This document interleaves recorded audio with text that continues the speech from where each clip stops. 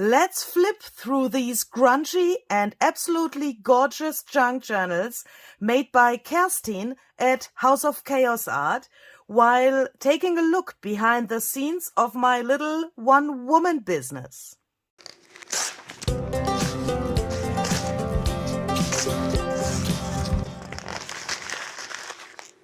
Hi there, this is LUISE HEINZL. Welcome to another episode of my little making of series here on my YouTube channel.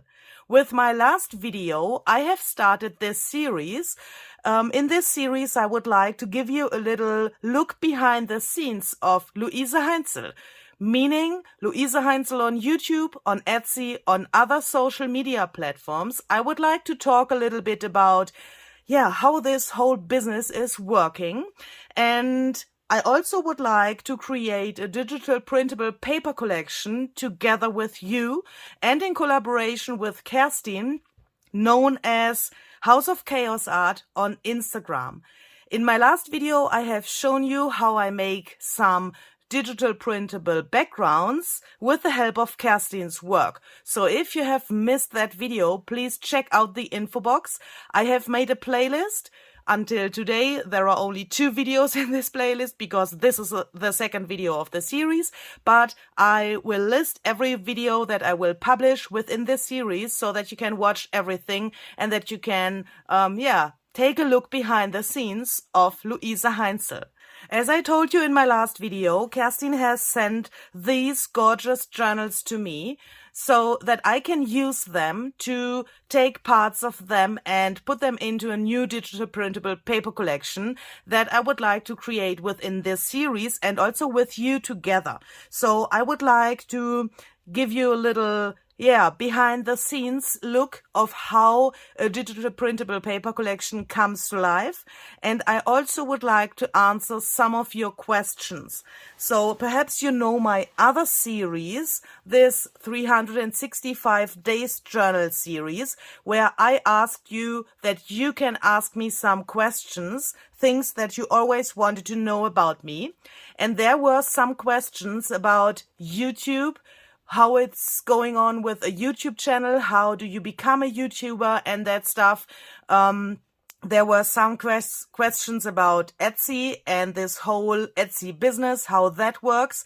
So I've decided that I want to take those questions and put them into this series because it makes a lot more sense if you have the real things to see while I'm answering the questions. Normally in my 365 days journal series, I would take my 365 days journal, that's this one here, and I would create a page while answering your questions. But in this case, for me, that makes no sense. And I thought I would like to give you some more information and some more, in-depth information about YouTube and Etsy and all the questions that you've had. So, of course, I would like to show you Kerstin's work that I want to take to create this digital printable paper collection. So I've decided that I want to flip through her journals while I'm answering your questions that you have asked me. And I think you will have a very, very hard job listening to me and at the same time looking at these gorgeous journals. These journals are so detailed, so grungy and so lovely. I could flip through them the whole day, but I hope that you can follow along while I'm talking here and that you can manage with your brain, that you can look at this gorgeousness and at the same time hearing what I want to say and what I want to answer to your questions. So let's go into this. I would like to start with a question that comes from Marny. I hope I'm saying your name right. I'm sorry if not. It's a really unusual name, I would say. So your question is, was it a challenge for you to start your channel seeing as you were so shy? So she has heard that I was a very shy child. I was a very shy person in my preschool time, in my kindergarten time. And that's a question that totally makes sense to me. I mean, when I think about my time in the kindergarten, there's always a story that comes to my mind with my best friend in the kindergarten. So my best friend in the kindergarten, she's called Miriam. Hi Miriam, if you're watching. I think she's not watching my videos, but she was my best friend for a very, very long time. And in the kindergarten, she was a very big help for me because she always said to my parents that I am sitting at the desk in the kindergarten. I'm having a pair of scissors in my hands and I'm cutting something out, but I was not talking. So she always told everyone that it's so hard to talk with me or to play with me. I mean, as a child, it's of course totally different feeling to talk to another child. Children are also able to play with each other without talking. And that means a lot. I mean, she has always said that I was so shy, and that's totally true. I was like nearly not speaking, and I was very, I was talking to myself all the time, if you want to know it exactly. It was a problem, I would say. Also in the preschool, I had not so many friends and people where I had contact to, and people that I was willing to talk to. So I was really, really shy. And I have to say, later on, that has changed because, I found some people in my life that have given me the feeling that I'm enough and that I'm not this kind of, how is that said in English? You know, those children that are always alone and that have no friends and that stuff. I don't know the English word for that. In German, it's Außenseiter. So that are those children who are always alone on the place in front of the school and who are sitting alone working on their stuff in school and that stuff. And later on, I found some people who have given me the strength that I can feel free to talk to people. But I have to say that has taken me a very, very long time. I would say, okay, so I'm always thinking that this tag is removable. Kerstin, who has made this journal, is able to always give me the illusion that this tag is removable, that I can take it out. But she has glued it here, and this is such a great joke. I mean, this is an embellishment, of course, but this is such a great joke at the same time. I'm always so surprised about that. And every time I have this page in front of my eyes, I think, oh, I can take this out, but I can't take it out. Kerstin. Yeah, okay, so I would say I was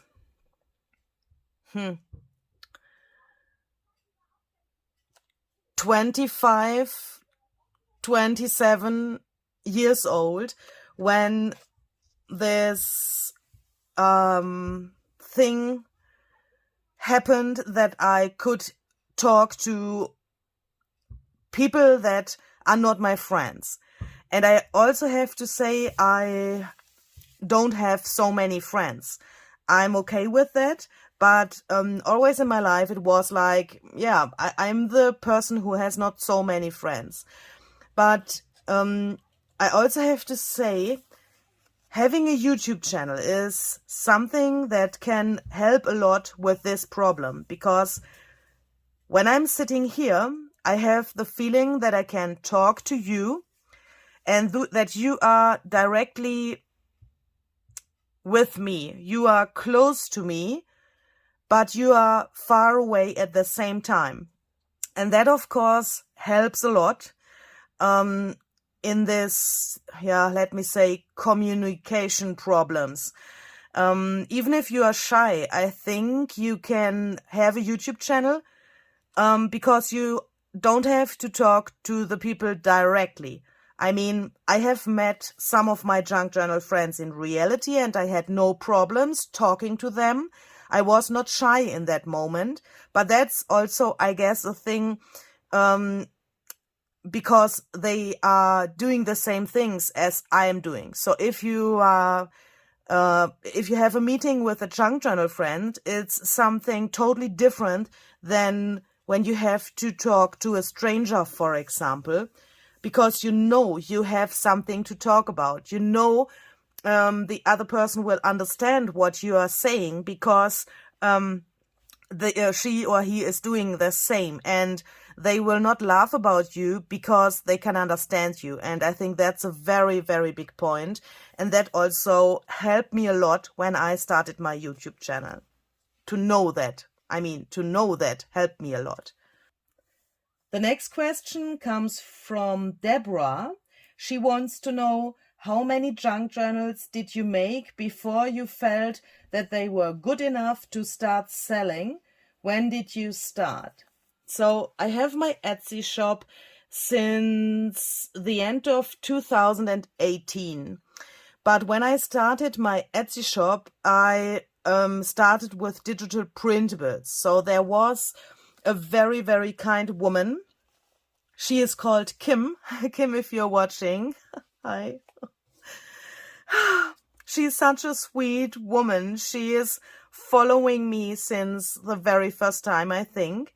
And she has asked me if I can turn a seahorse that I have painted with watercolors in one of my very first YouTube videos into a digital printable. She said she has fallen in love with this seahorse and she wanted to have that as a printable. And she has brought me to the idea to make some printables for Etsy. I was like, oh my goodness, how can that be done? What do I have to do to be able to make digital printables? That was, I started at this point zero, or how is that said in English? So I had no idea what is Etsy, what do you have to do to sell things on Etsy, or I had nearly no information about that.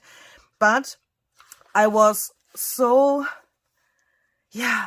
my heart was so warm in that moment when she asked me if I can do that, that I thought, okay, if there's one person outside who wants to have my art as a printable, then she shall have it. And if she's the only one who wants to have that, I will give that to her and I will open an Etsy shop so that she can buy that. So that was my first thought when I opened my Etsy shop. And after a few people, surprisingly, had bought my first digital, so of course, excuse me, please. Of course, this seahorse printable was not the only thing that I had in my shop. I made a few other items. I thought, okay, obviously the people are liking that, so I will continue that. But I also wanted to try to sell my journals, of course. Of course. I'm saying of course. For me, it was clear that I don't want to have all of the journals that I've made in my shelf. So I'm a weird person, I know. For me, and that's not answering Deborah's question, but I also want to say that for me, making a journal is a very big joy. I feel completely connected with my inner soul when I make a journal. Having a journal in my shelf is something that I nearly can't handle. If I use the journal, it's something totally different. So, meaning, if I make a journal for myself and I will use it, it has a sense for me to have this journal. But of course, if you're making junk journals, it can happen that you have 10 journals in your shelf and you can't use them all by yourself.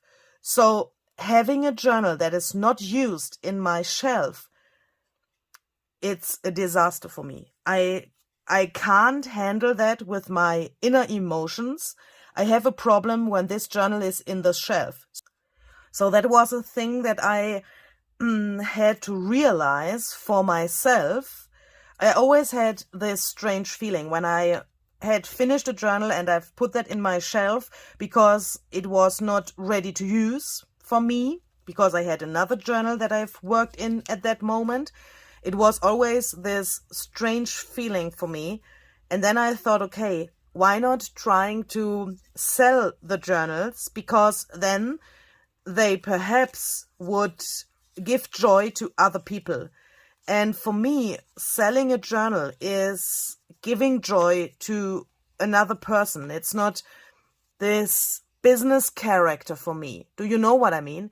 It's like giving what I have made with my hands, where I've put my soul and my heart into it, to another person. And it's not all about making money for living, but it's this giving joy to another person. And that's why I'm selling my journals. And that's also a reason, and that answers Debra's question, why I've started relatively early to sell my journals. The first few journals that I've made were travelers' journals. They are documenting my travels to Rome. I fell in love with junk journaling before my travel to Rome. That was also the starting point of junk journaling for me. I was searching for a kind of journal that I can use to document my travels to Rome. And then I found junk journaling and this crazy hobby or passion or whatever you want to call it. And the first journals I've made for myself, and I still have them because, they are my personal journals, of course. And I would say the fourth, fifth, or sixth journal that I've made was the first journal that I've put into my shop. I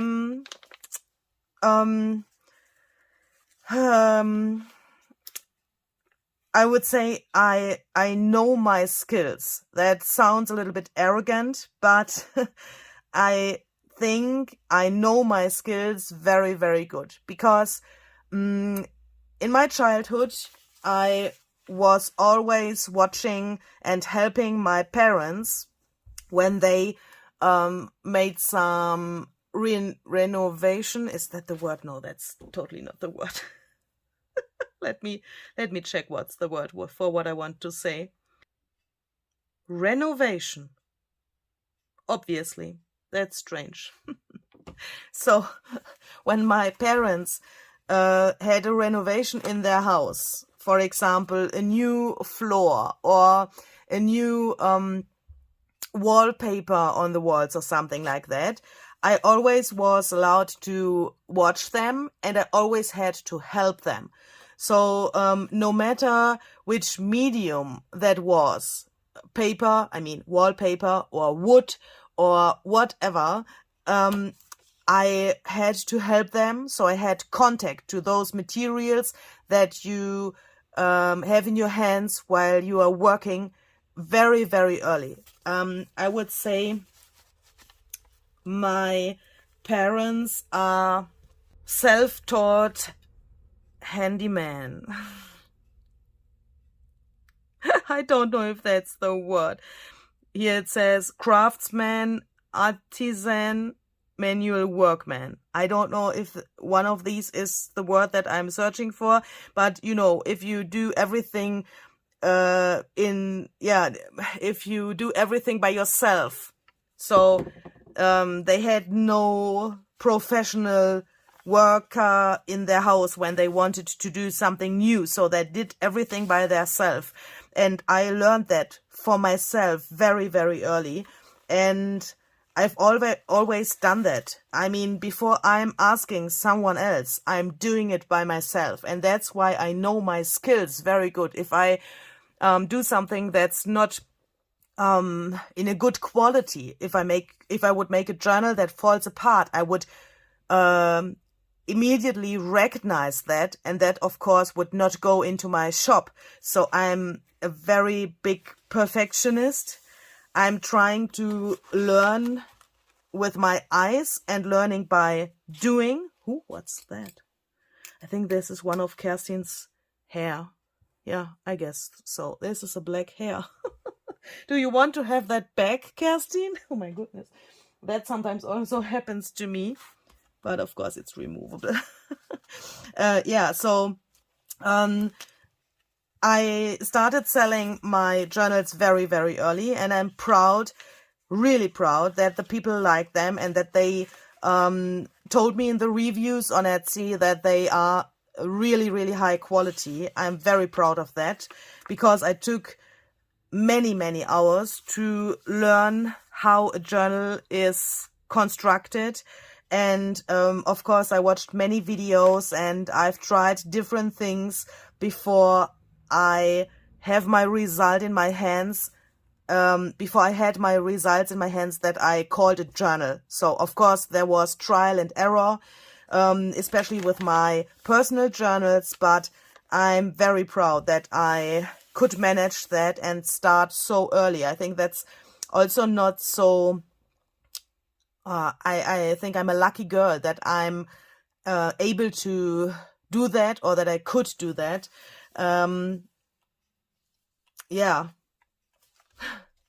There are other people who are struggling way more than I had struggled. And I'm really proud of myself, I have to say. So this fabric is so gorgeous. I just want to take some scissors and cut that out. But of course I don't.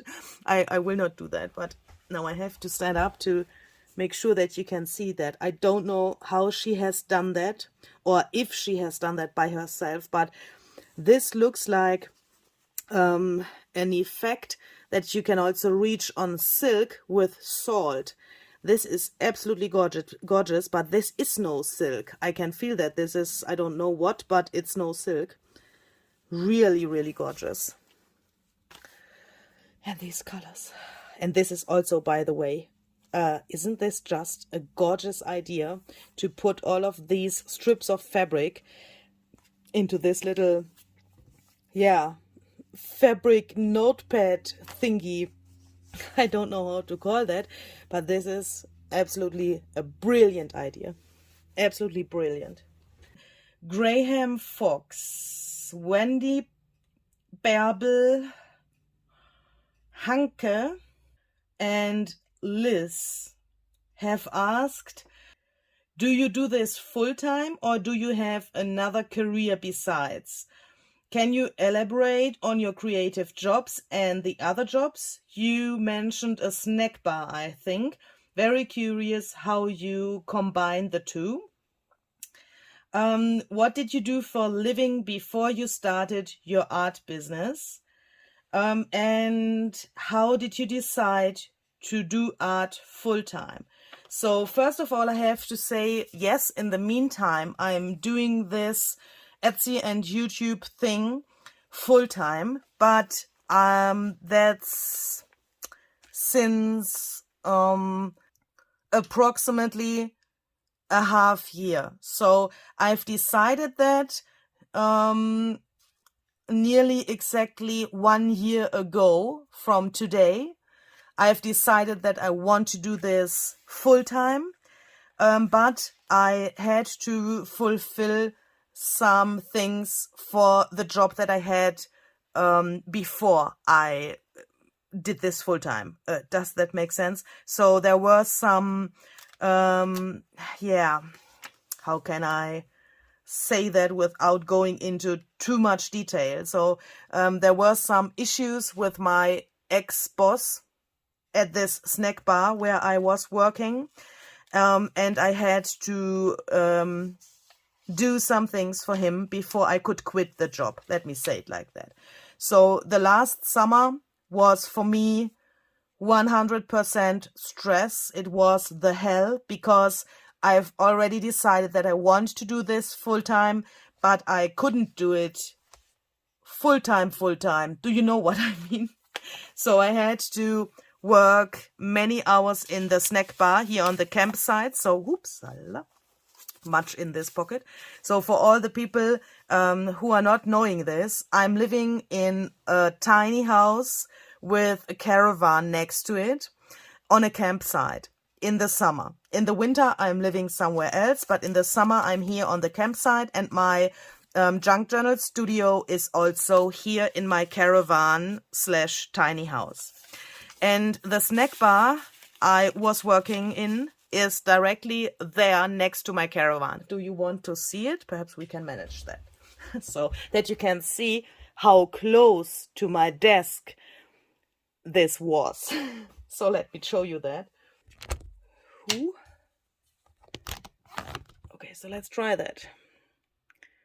So if I move the camera here and I look here out of my window, Upsala. Don't fall next to your sewing machine, Louise. Then you can see there, this building is the snack bar where I have worked. So here's a little street. When I go out of my caravan, I only had to go over this little lawn there and around this corner where those blue umbrellas are. Don't know if you can realize that those are umbrellas. So yeah, I don't know. But I will show you the area around my caravan in my future videos as well. But this is the snack bar where I have worked, so very, very close to my caravan. So if I put my camera down, you can see here's already my sewing machine. And that was my reality, my workspace there, where I had so much stress and so many hours to work, and my sewing machine and my desk here. That was a disaster in my head and in my heart while I had to do both of those jobs. But now I'm so happy that I can look out of the window and that I can see all the people that are having their holidays here on the campsite. And I can go outside and I can say, hi, how are you? Nice to meet you. And that's all. That's everything that I have to do with them. I can go there, drink a coffee or eat an ice cream, and that's everything that I have to do with them. I mean, I have no bad feelings, but I'm so glad that I don't have to do that anymore. And of course, it's also because of you. If you wouldn't support me in the way that you are doing it, this whole thing would not be possible. And I will be thankful until the end of my life that I'm able and allowed to do what I love, and that I can sit here, talk to you and earning my money while I'm doing what I love. That's something that I've never expected for my life, and that's something that I will be grateful for forever, until the last day of my life. And every morning when I wake up and I perhaps have the feeling, ooh, today it's not such a good day, or I'm not feeling so good, I have some health issues sometimes, then I think, okay, nothing can be more bad than having a normal job. So when I realize what I'm allowed to do here, then I have no pain anymore. I can jump out of my bed and I'm full of motivation and yeah, what I want to do, and that's, or what I have to do. I mean, also in this YouTube and Etsy business, you have things to do. It's not like, ooh, I'm jumping out of my bed and I can do what I want. Of course not. You have goals, you have your schedule that you have to fulfill. You have perhaps collaborations with some dates where you have to publish something, and of course you have to be in this plan, otherwise you wouldn't be successful. But that's not this kind of stress that I had there or in my other jobs before this job here on YouTube and Etsy. Hanke has asked, what did you do for a living before you started your art business? And Liz wants to know, how did you decide to do art full-time? So, as I said, I've worked in this snack bar that I have showed you a second ago here on the campsite.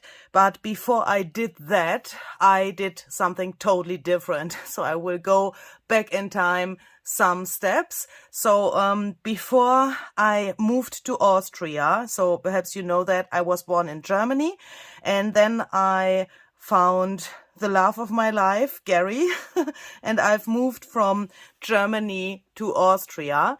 And when I was in Germany, I had a massage studio. So I was self-employed with a massage studio.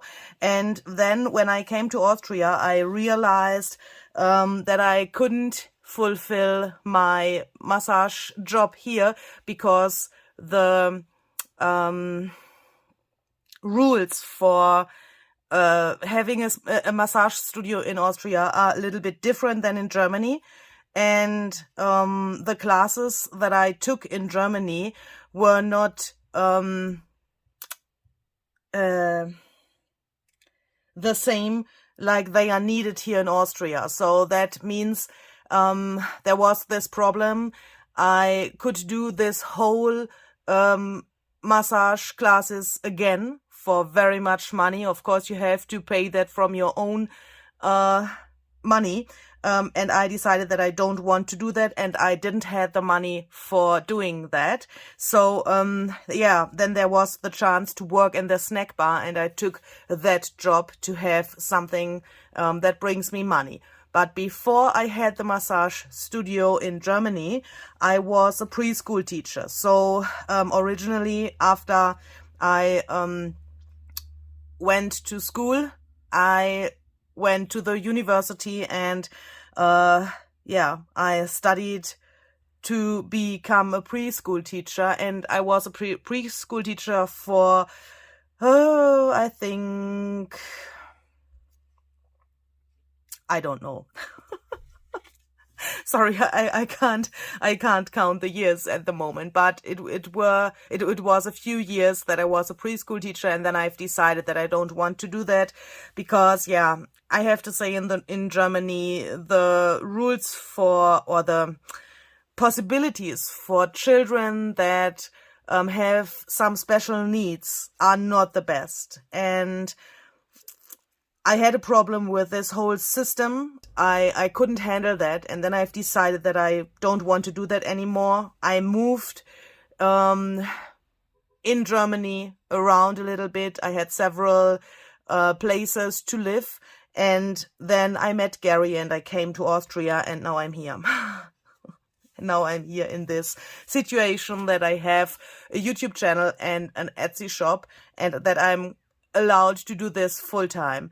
And to answer the question that comes from Liz, how did you decide to do art full time? Yeah, it was like I was in this snack bar. I had no summer for the last 5 years. I was working there for 5 years. And in the summertime, I was like, oh my goodness, all the other people have sun. They have free days. They have time with their families. They can, live their life. And I had the feeling that I couldn't do that anymore. I have absolutely no problem with many hours to work a day. I'm working very, very much at the moment. But if you have to do something that you don't like and that you don't love, then of course work can be really, really hard. It can become something that's not good for your mental health, and that's what happened to me. I was very stressed. I felt like I was very something like a burnout, not a burnout that a doctor would say. I mean, it was not that a doctor said to me, Louise, you have a burnout, that not, but I felt burnt out. And I was like, I was in this kitchen making these sausages and fries and pizza and selling drinks, and all the people were happy and I was stressed all the time. And the people were looking at me, and I mean, there are also customers in this snack bar that are my neighbors here on the campsite. So all the people that are around me the whole day are customers in this snack bar. And when they come in their short trousers and their t-shirts or in their swimming suits, what's the name for that? You know what I mean. With their children and that stuff, I was always so sad that I had no summer. And that was the point where I thought, okay, what the heck can I do? I mean, I didn't want to go back to school. I don't want to be a teacher anymore. I can't open a massage studio here in Austria. When I don't make the whole classes again and pay very much money for that. So what can I do?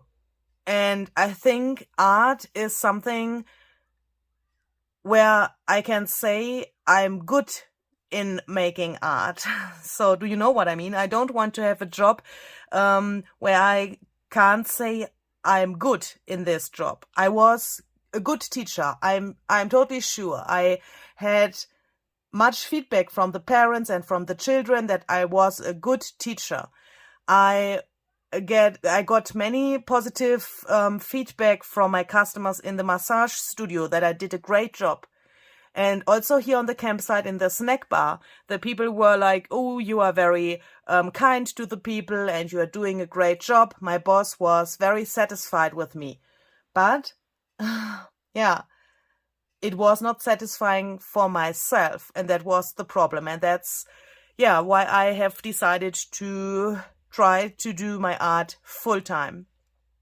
Now I can't make very big steps. I am at the moment not able to have some holidays or something like that. That's a thing, yeah, I can pay my bills, but I don't have much money left over to do some travels or something like that. But that's okay for me because I can sit here, I can talk to you, I can make my videos and my printables. I have enough money for a living, and it's not the problem anymore that I can't make a real holiday somewhere else, because now I can make a break when I need a break, when I want to make a break. I can make my schedule by myself, and I can have the time for myself when I need it. And that's a very, very important thing for me.